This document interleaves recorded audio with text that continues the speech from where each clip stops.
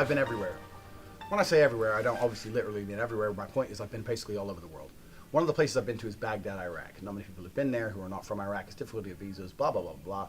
I was in Baghdad earlier this year. I don't have to tell you why. But the point is this. I was there. And the craziest thing for me when I got to Iraq, you expect to see and hear a whole bunch of crazy things. But there's three things that really stood out to me. One, there was cosmetic surgery clinics everywhere, which I thought was really weird.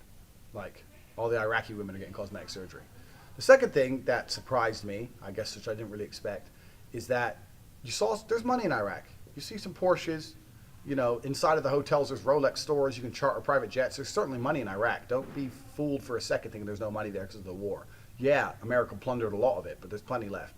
And the third and most crazy thing to me is there was Chinese people everywhere. I may as well have been in Beijing when I was in Iraq.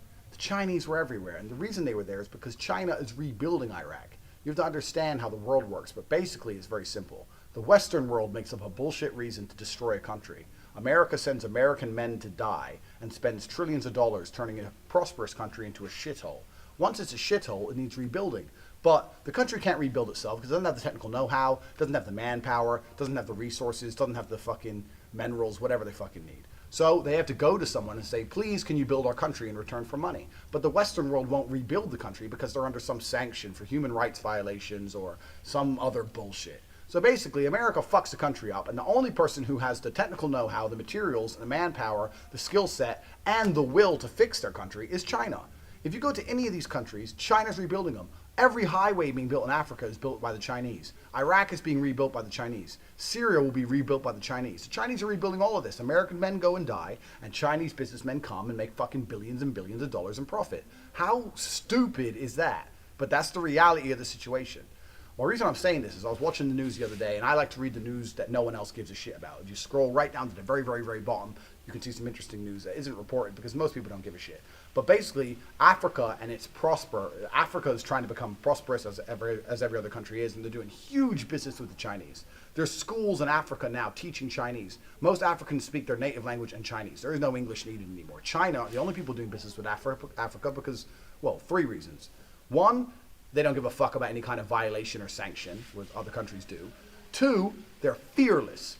The Chinese are fearless, bro. Me and my brother were eating a kebab in Iraq. We're sitting there, we're eating a kebab. We start to hear an AK.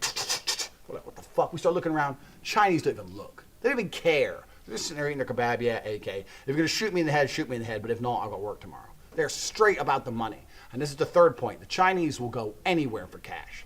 If I were to say to you right now, you can make $10,000 a month if you go and live in the Democratic Republic of the Congo in a forest with malaria. Do you want to go? You'll say, no, it ain't worth the money. Whereas a Chinese person's like, yeah, money, yeah, okay.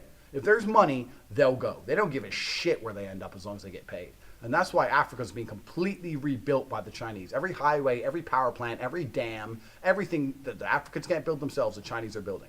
And anyway, the point is, when I was scrolling through the news, I was scrolling, and the Chinese had built a power plant, I think it was in Zambia, and they built a power plant in Zambia, and they gave the Zambian government like 10 billion American dollars, and the African government, the Zambian government, didn't pay them back on time like they're supposed to, so now China has commandeered their power plant.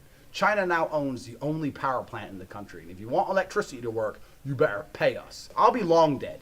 All of you watching this will be long dead. But in 300 years from now, when China has conquered the entire earth, and we're sitting there going, how did this happen? This is how China's going to conquer the world. It's not going to conquer the world through some big military. People go, oh, China and America are going to have a war. There's not going to be no big war, none of that dumb shit. It's going to be conquer the world fiscally. It's going to be conquering the world financially. It's doing that through investing in foreign and developing markets where no one else is interested. Or the people who are interested are hindered because of international sanctions, or hindered by their ability to risk their life for a few dollars profit. And the Chinese don't give a fuck.